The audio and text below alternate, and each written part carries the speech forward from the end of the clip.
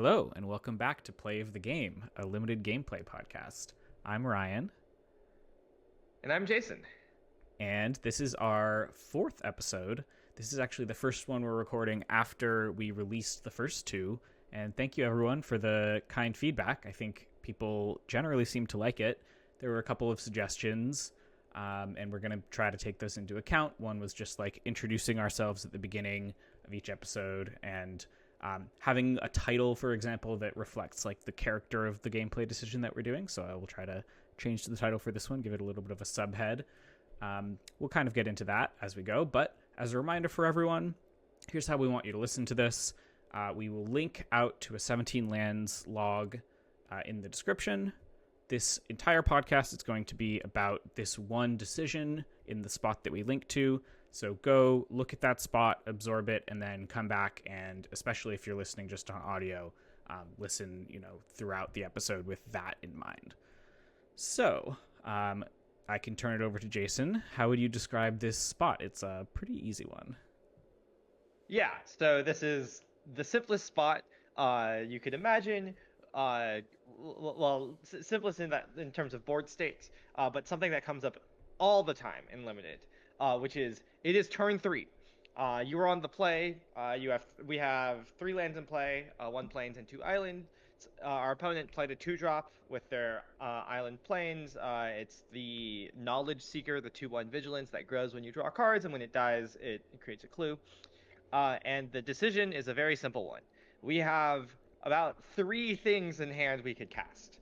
And Abandoned Attachments, that's the one, and is it hybrid to discard a card, draw 2 cards.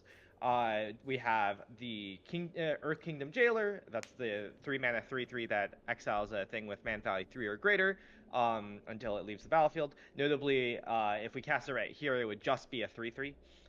We have Airbending Lesson, the 2 and a white instant that airbends something and draws a card. Or we could also pass and hold up Razor Rings. That's 1 in the white, deal 4 damage to target attacking or blocking creature. You gain life equal to the excess damage dealt this way. And in addition to that, our hand also has a Planetarium of Wan Shi Tong. That's a 6 mana mythic legendary artifact that lets you cast free stuff when you scry or surveil, and has 1 tap scry too. So like late game bomb kind of card. And we have a Waterbending Lesson that the 4 mana draw 3, discard 1 or waterbend 2 card. So yeah, very simple question. It is early developmental turns. What do we do? What do we prioritize? We have like 4 different things we could do. Either like removal spell that costs 2 mana, like tempo-y spell that costs 3 mana, just casting a 3 mana 3/3 that in theory doesn't get quite as much value, in quotes, or like casting just a filtering spell with abandon. So this question comes up all the time, and here we are tackling it. Here we are. What are your thoughts, Ryan? Yeah, I think this question, what do I play, on turn 3, that is the question, can really, really change depending on the context of your hand, of your opponent's development, what they've been doing, what their deck might look like, especially if you've already played a game. This was in an Arena Direct, so it was best of 1, so, there's no additional pre-game, game 1 context here. And yeah, I think the first place I go to with trying to evaluate what I want to do here is what is my game plan, and that really is going to be informed by what is the shape of my hand. The way I would describe the shape of our hand here is we are very unlikely to run out of cards this game. We have a lot of stuff to do with our mana. The main issue is actually having the mana. So we have 3 lands. We just played out our 3rd land, but we do not have a 4th land drop in hand so far. So my priority number 1 is going to be figuring out how I get to a place where I have a lot of mana, meaning both that I have been able to draw enough cards to hit my land drops and not be dead on board. So those are kind of the 2 different tensions that we're weighing here. We want to not fall too far behind, but we also want to hit all of our land drops. That I would describe as our main 2 goals, and most of that is just shaped by the card Planetarium of Wan Shi Tong. That card in limited, it's sort of, we call it the Thrumming Hive pool of this set. It's a 6 mana artifact that doesn't help defend you, but if you untap with it, you probably win that game. And that is kind of what the card asks of you. Hit your land drops and don't die. So we're trying to figure out how best to do that here. Well, how would you think about what like our main options are and what options can we discard? Yeah. So one thing that I'm always thinking about in limited, and especially when we have a lot of mana worth of stuff to cast in our hand, and don't obviously have land drops to cast them with, is mana efficiency is very important. So already I'm like like trending downwards on trying to cast either of our 2 mana spells. Now, like I'm not like completely dismissing them out of hand. I think we should definitely like consider them a little bit, but like a big negative to casting a 2 mana spell here is that we're not using all our mana, right? We're only using 2 out of our 3 mana, and we might be pinched on mana, and that like dropping that 1 mana on this turn can really come back to bite us. I do want to pause there. I think that is something that probably not a lot of players would actually be proactively considering in this spot. It is a relatively forward-looking thing to say we are somewhat likely to be pinched on mana at some point in this game because it's not easy for us to hit our land drops. In this hand, there is no explicit punish for us, like, I guess the easiest thing you could think of is like, let's say we do hit our land drop next turn, then we have 2 drops we could play. Yes, but it's not even clear exactly if we want to do that. Yeah, that's like possible, but it's not necessarily for sure going to happen. It seems to me like generally this hand is going to be playing 1 spell a turn, or at least on first scan, that's what it sort of looks like, and I think would to a lot of people. But I think Jason is onto something very important here, and I just want to note that of like, you should be, the way I like to put it is worried about getting as much mana as possible out of your hand. That's how I usually like to think about it in these kinds of spots where we know we're going to be struggling to just not have like as much mana as we possibly want this game. And so the more mana we can get from our hand onto the board, the better it is for us going forward in a pretty concrete way. And that's something to plan for from this spot, even though it's not inherently obvious starting at. Just wanted to pause there because I think that's an important thing that, like, how to identify these situations is something that matters. Anyway, you can continue. Yeah, so, like, I mean, yes, you can look at this hand and think, like, oh, how this hand is lining up, it looks like we're mostly casting 1 spell per turn, right? Like, right now we can only cast 1 spell. Next turn, we're probably, like, if we hit our land drop, we probably cast something costing 4 if we don't hit it, like the Waterbending Lesson or something like that. Though maybe we double spell with 2/2s. But if we don't hit our land drop, we're probably just casting a 3, or maybe we're casting, like, Abandoned Attachments to try to find our land drop. But it's just, like, it can be really easy to justify in the moments, like, oh yeah, this hand, like, it doesn't look currently like we're planning on double spelling, but like suddenly it's turn 5, you have 5 lands in play, and like if your hand is all 3s, you can only cast 1 spell, where if you still have a 2 left, then you can suddenly double spell. And if you look at our deck, it has a lot of 2s and 3s. Like, I'm not going to go over the whole deck, but like just looking at some of what this deck has to offer, like, we literally have like most of our curve concentrated in the 2 and 3 drop slot, and we also have like a decent amount of 1 mana spells that we might want to hold up, and that just makes it like so much more awkward to like it makes it so much more awkward to use our cheaper spells earlier, dropping mana, compared to like saving them for later when we can double spell, because like we're the rest of the deck isn't really about like slamming like 1 card each turn. We do really want to get value out of double spelling. Yep, totally agreed. I think that's a very important thing to plan for. I just kind of wanted to point out like how we're identifying it here. Really the situation of I don't have a lot of land drops and I have a lot of spells clogging up my hand is the thing to look out for, even if there's no explicit like, well, next turn I might want to do specifically this like 2+2 kind of thing. Although here that is possible.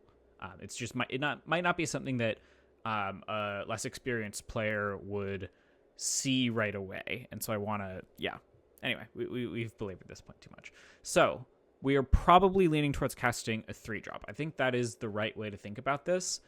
It also helps that like our 3-drops are relatively just as board impacting as our 2s. So the 2 3s we have available are the Earth Kingdom Jailer, which would just be a Centaur Courser, 3 mana 3/3, or the Airbending Lesson, which just kind of bounces, quote unquote, the Knowledge Seeker on the other side and draws us a card, which gets us closer to hitting our land drop. Where are you leaning there? Because I truly, like, when I encountered this spot, I did not know what I wanted to do. There's real value to deploying to the board our 3/3. There's obviously the downside that we're not getting the quote, value out of it of removing something. But it's a pretty good blocker here as long as the opponent doesn't draw cards. If they do draw cards, they're probably not spending mana on affecting the board state, which means that we can then untap, Airbending Lesson their 2/1, get a little bit of, quote, value out of it because we're removing the counter from their creature, even if they replay it, and probably still hit our land drop with that the next turn. So that's one option, just playing out the 3/3, getting on board.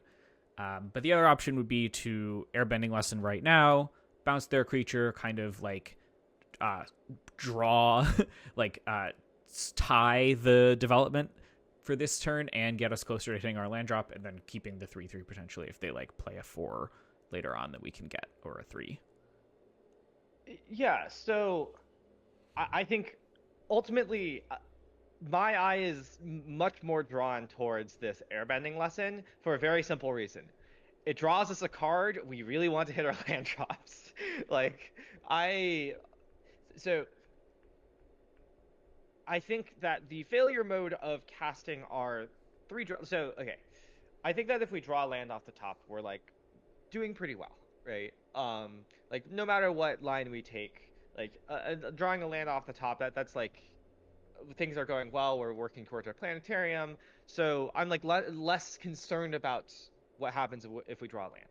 But what I'm concerned about is like we play our 3-drop and then next turn we miss our land drop, right? So like we just draw like a random non-land card. That's not very unlikely to happen, right? We have 14 lands and 31 cards. It's like 50-50 almost, right? Um, so let's say we draw a non-land, then we're left with a somewhat hard decision, right? Like, we can, well, maybe we can cast the non-land, but most of the non-lands that we could cast won't like help us find our land drop. And like again, we're working towards this planetarium. We really need to be hitting our land drops. We cast Airbending Lesson then, but again, that only digs 1 towards our hitting our land drop. And an important thing is we're not just trying to hit land 4. We're trying to hit land 6. Yeah. Right. We really need to get there at some point, right? And like preferably soon. Even land 7 So like, is kind of helpful so that we can spend turn 6, yeah, playing to the board, and then turn 7 you deploy and activate the planetarium, which can be a good play. yeah, exactly. So like, just digging 1 deep to find like 1 land, we probably will have the same problem again the turn after that.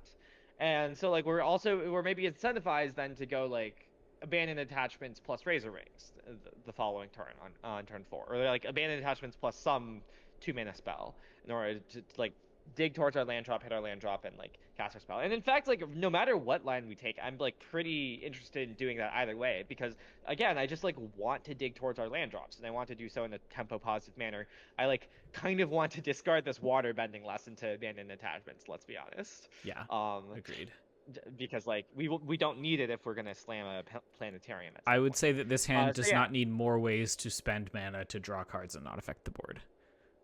yeah, like if basically how I would put it is like if this planetarium were like some 4 mana, or let's say some 5 mana bomb, right? Like Some 5 I mana don't board know, affecting bomb. yeah, like Appa for 4 mana, or like Legend of Yang Chen or something. Then I would be like less. Then I think it would be like closer between just playing a 3/3 and playing Airbending Lesson. But because I don't just want to hit land number 4, I also want to hit land number 6 and 7. I just want to draw through my library as much as possible. And I think that like the 3/3 isn't even like that much more board affecting than the Airbending Lesson, right? Like I think it's pretty easy for the 3/3. Like the 3/3 is just going to like trade with this knowledge seeker at some point, you know? Um that's mostly what it's going to do. And whether it does it now or later is like the difference is kind of the same as like whether we let this knowledge seeker attack us now or not, you know? I'm curious as to that evaluation. Like, why are you saying that you think the 3/3 is going to trade with the Knowledge Seeker at some point? Are we not planning on maybe using the Razor Rings for the Knowledge Seeker? The 3/3 seems like it could trade up to for a different card better. Well, okay, let me put it this way. We're going to have to trade for the knowledge seeker with some card in our hand. Yeah. Right? Yeah. Like that's part of why knowledge seeker is good, like right? It's really hard to just like ignore that card. We have to trade for it with something, right? Agreed. And like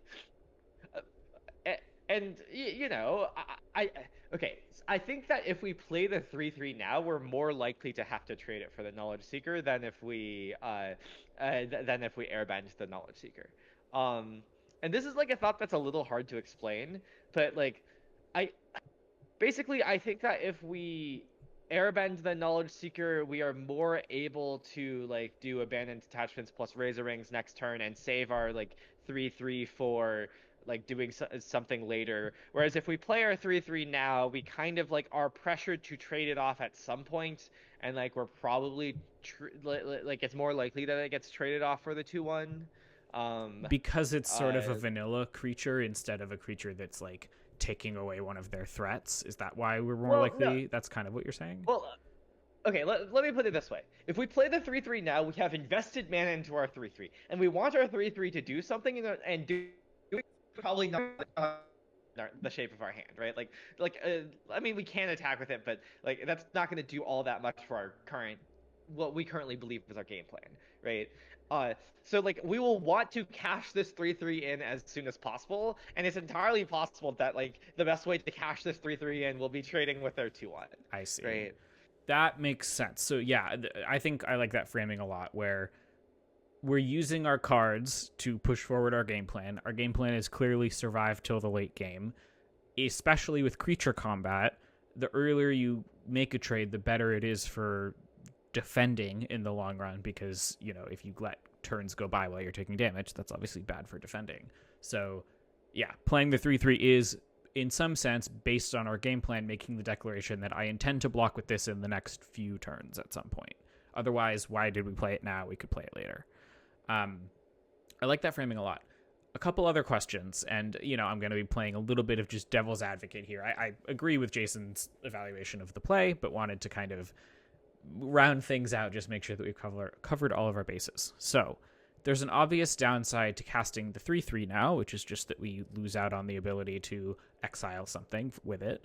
But there is a downside to not playing the airbending lesson now, at least sort of one on the surface, which is airbending lesson can be used to generate value in a game. It can be used to, for example, deal with a counter that the knowledge seeker got at some point. And that counter is pretty relevant. It's the difference between trading with our 3/3 and not.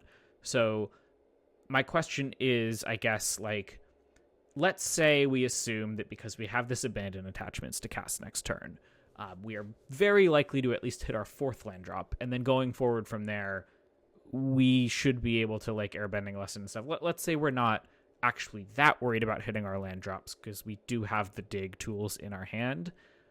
Should we not be trying to save this airbending lesson to get some amount of actual board affecting value out of it and instead develop the 3/3 now and save the lesson for like it can basically be used for exactly the same amount of tempo on a future turn, right? And we are losing out on some of that ability if we use it now. So what is the like justification for why we're okay losing that? Is it even the correct way to think about it that like we would get value if they put a counter on their knowledge seeker and then we airbent it? Is that like correct? I'm not even sure that's correct. Is like from a theory standpoint. Well, okay, so like It's a difficult question. You in some sense get some value, but you're also losing value by like if they put a counter on their like in the theoretical world where they put a counter on their knowledge seeker and then you airbending lesson it. Probably in those worlds they attacked you for 3 with it and you took 3. Right. Because you probably didn't trade with it. Unless you were like holding up airbending lesson, you probably didn't trade with it, right? Yeah. And we don't have the mana to be holding it up. Yeah. So by that framework, like you're kind of trading 3 damage for that kind of value, which it's not a trade I'm like super enthused to make for just like 1+1/+1 counter. And yeah, Airbending Lesson definitely has some value later, but like so the like Earth, like you said, Earth Kingdom Jailer also has some value later of Right. like exiling something. Maybe they don't have removal, who knows? Um, like or maybe it's like really awkward for their curve to use removal, like or maybe the removal is removal that doesn't like immediately get it off the board, like Watery Grasp or Path to Redemption, right? It's like maybe a slightly swingier form of value because like they can remove it, but it definitely represents some amount of tempo slash value to be able to jail or something later, right? Yeah. And like if either way we're giving up value again, this is just all about tiebreaker. I would like to draw an extra card Yep. sooner to hit our land drop. Totally fair.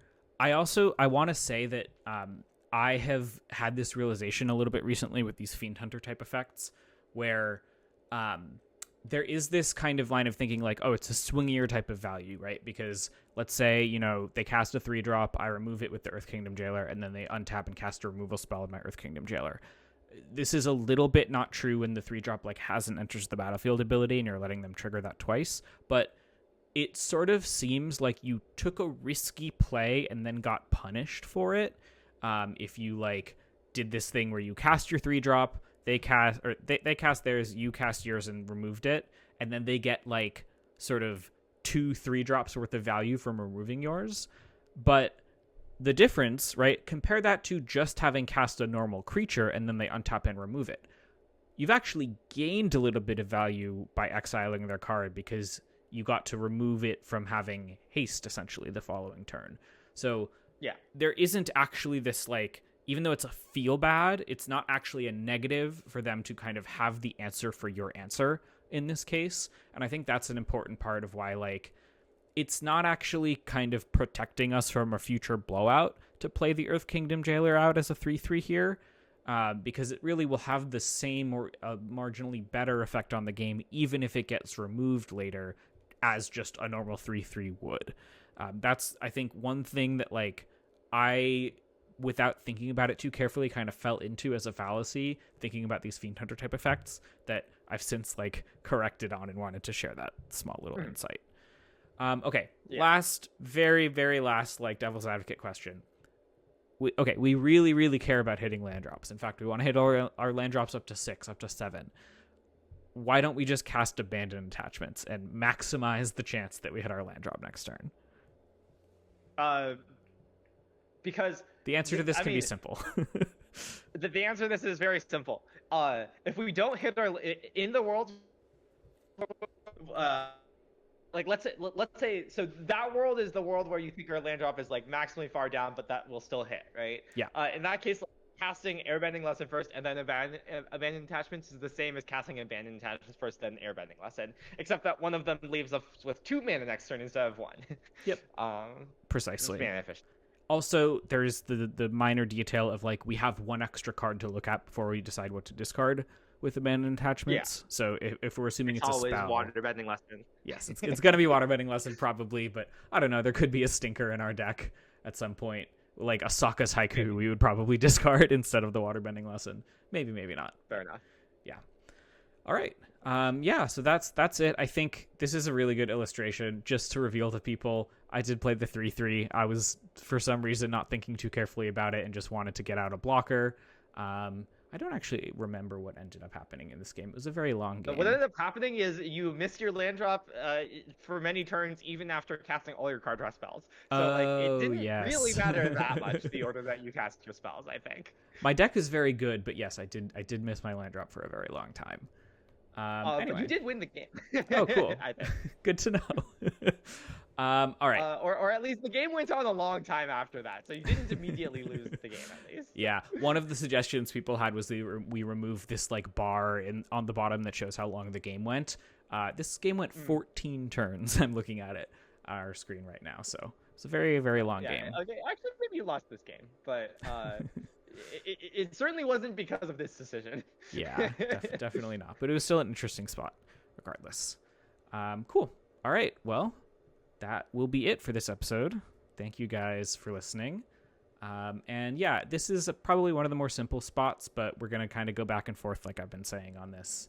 And yeah, where can you find us? I am at r-condon.bsky.social. I have a Patreon, patreon.com/RyanCMTG. Jason? And I am at JasonILTG everywhere. Not Twitter anymore, but Blue Sky and Discord and I don't know, various places. Lots of places. Cool. Well, until next time, you guys, make some good plays.